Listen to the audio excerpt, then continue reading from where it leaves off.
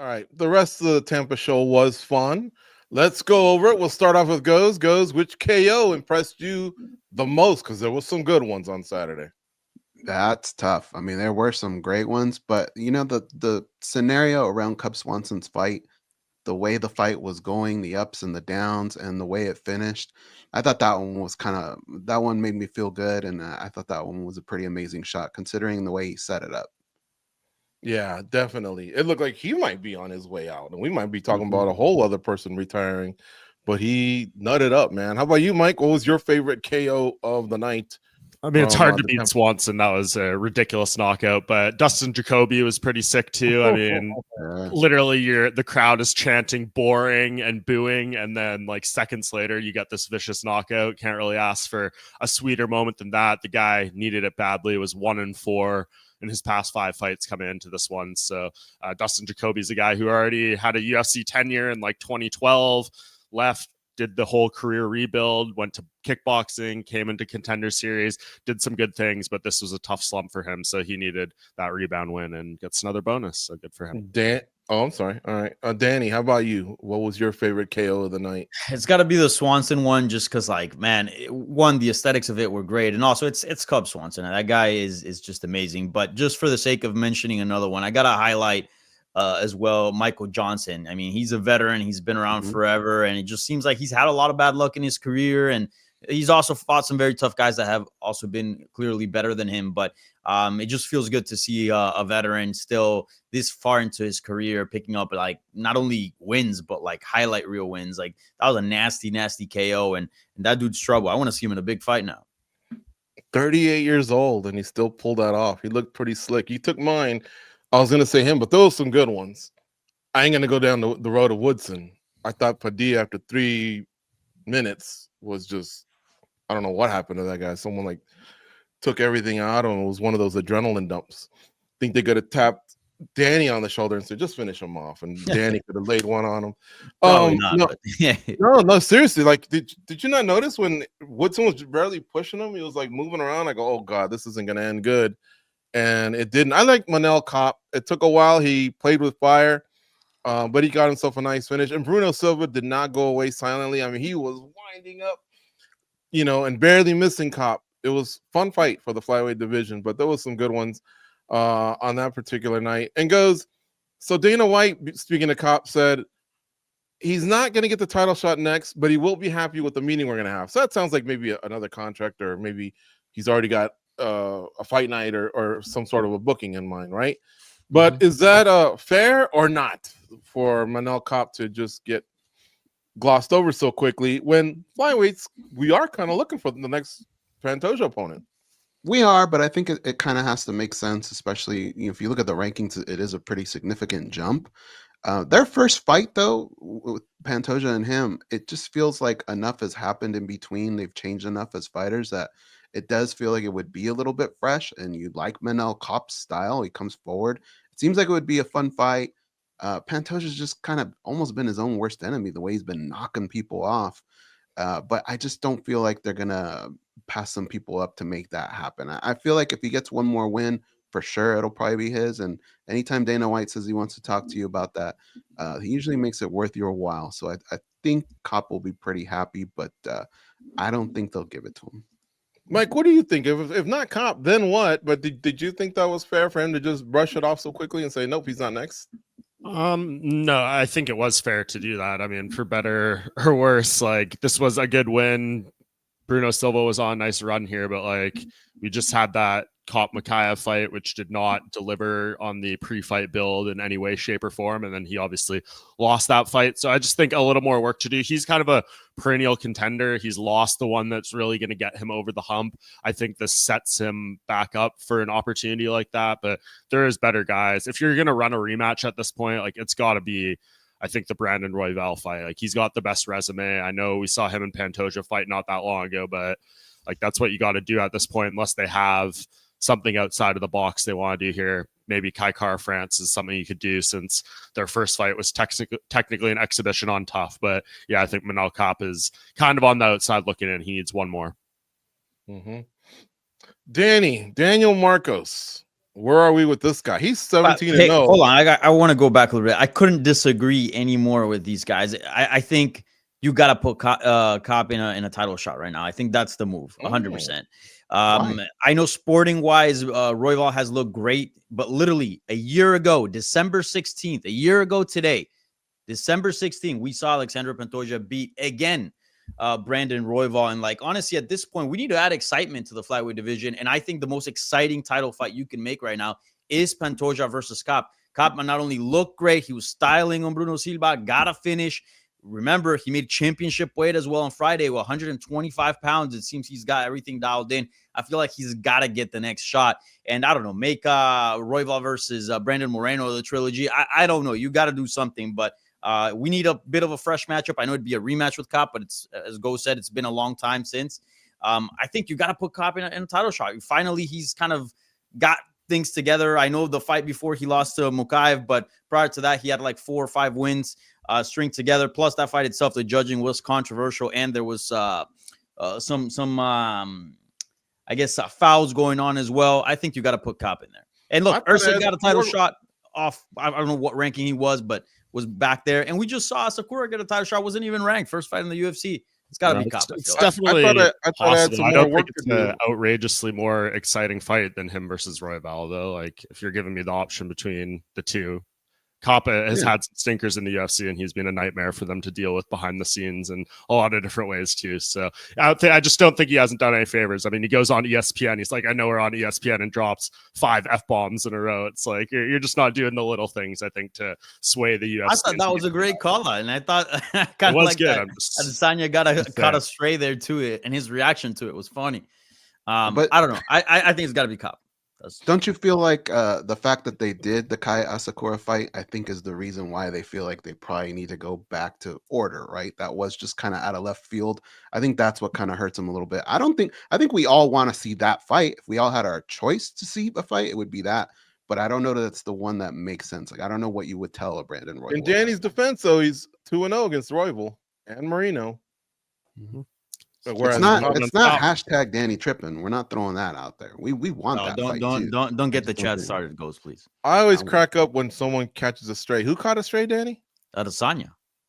What did he say? What did Cop say? He like was like F this flyweight, and then just randomly dropped Adesanya in there. He's like, oh, F Adesanya too. Wow. Yeah. How about when Dakota Ditcheva said, my brother has yet to get laid like in a decade because he's training me. You know, he caught a huge stray over at PFL. Yeah. Something like that. Oh man, I'm glad Putting his drought on blast. That. Yeah. All right. Well, there's the Usyk thing. It was a big win. Sorry, Kai Kara France, big win over Usyk, but he had also lost 2 in a row. Yeah, the UFC, I don't know what they're gonna pull out of their ass at flyweight, honestly. But if it's not Cop, we'll see. We'll have to see who it is. Daniel's going to come to you for Daniel Marcos, 17-0 now. Mm-hmm. That is not easy to do. Nope. And yes, he hasn't hit the top 10 or the top 5, but Yanez is a respected bantamweight. Your thoughts on this 100%. Guy, the Peruvian? Man, he's so solid. He's got a bit of everything, and I know that fight was pretty close, and I know some people scored it for Yanez, and I saw a lot of people hating on Marcos because of it. But look, anybody that you put, I think, in the top 15 against Yanez, they're gonna have a tough time, right? I know Rob Font finished them, and so did Martinez, but I feel like Yanez is a very, very skilled fighter, and he, depending on the matchup, he could be a nightmare for anybody that's ranked right now. So I like Marcos. I think he's on his way up. I don't know if he's gonna get the Jose Aldo fight. I think that's a tough one, but give him a Kyler Phillips. I don't know. Give him somebody certainly in that top 15. I think he deserves it. And I think this is probably the most successful Peruvian fighter today, not talking about historically wise, but who's killing it right now the most out of that country, who's got a lot of a country that's got a lot of good fighters. I think Daniel Marcos, and I think that's a guy that is going to be in the rankings, and he's going to be fighting the best fighters for some time. Yeah, especially he showed elite game there in the double foul. You can poke you in the eye and kick you. Yeah, that's definitely hard to pull off. Yeah, both a eye poke and not a easy to do. That is. Was that first ever, by the way? Maybe. Could be. Think about the timing for that. Yeah, no point deduction, no, and if you got one, he would have lost. So that's like trying to stand at the plate and hit a curveball while doing your taxes. You know, I mean, to do both at the same time. Yeah, is incredible, because if Cub Swanson says, "Hey, it's been 36 hours. I'm leaning on some people that I know in the sport, some fighters, some promoters, whatever. You're my MMA media guy. What do you think I should do, dog?"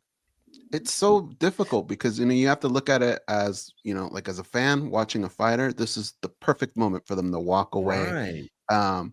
But if you look at it as a business, if you look at it as Cub Swanson, like, hasn't Cub Swanson maybe earned the right to say, okay, this is what I want.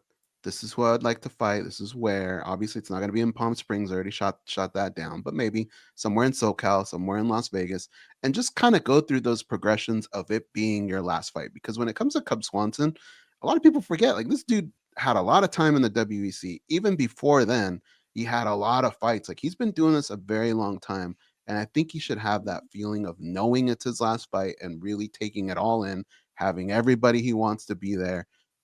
It doesn't mean we have to throw him to the wolves, but if we just give him a decent opponent, he picks the location, he picks the time, I think he deserves that. I think he could go out with one more. But if he were to walk away off of this one, I don't think anybody would have a problem. This guy was on our third ever show, MMA Junkie Radio. You know how long ago that was, George? He was in studio for our third show. That's how long I he's been doing know. it. I think it's a perfect ending. Goes 50 grand. He got the win. It was his show. He beat the guy on the road. They're not going to go to Palm Desert, and they got a proper arena there. He loves coaching. He's kind of a part-time manager. He co-owns a gym with Bisping, and he does those Ocean Spray commercials on the longboard. I mean, I don't know. I think he's perfect. Mike Brown, what would you suggest?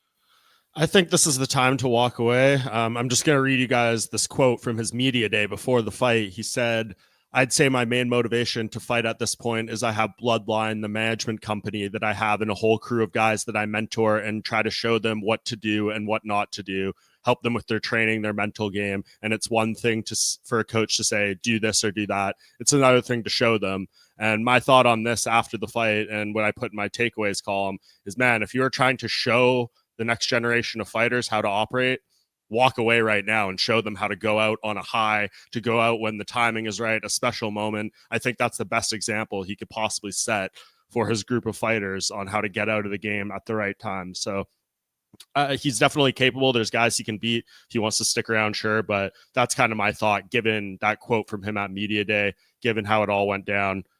Show the next generation how it's done. Yeah, I like that. That's a great take. All right. Danny, Joel Alvarez, is he tripping or what? 155. He's done so well. Is it hard to make weight, or why would he blow this chance that now when he's on the verge of fighting the top dogs, he's entertaining 170?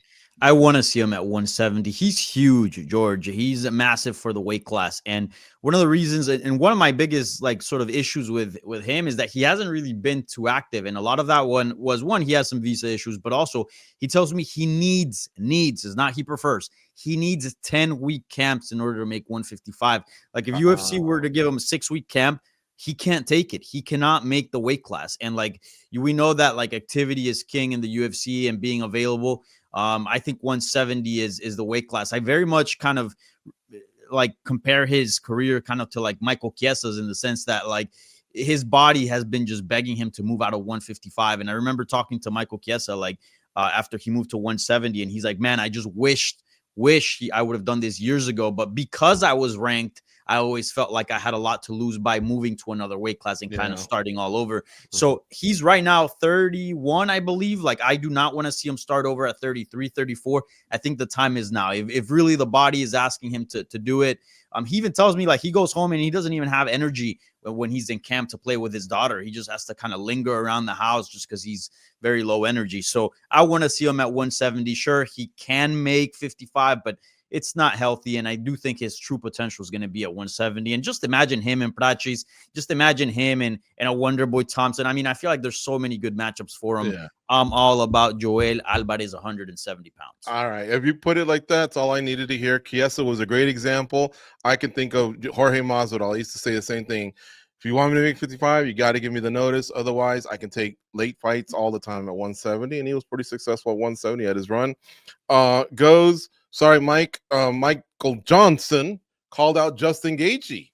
He actually, I think, welcomed Justin Gaethje from what was then WSOF to the UFC. It was a hell of a fight. It might have even been a fight of the year. It was. And you want to see them run this back, or is is Gaethje that guy that might fight Poirier because Poirier's mixing something up for his last fight?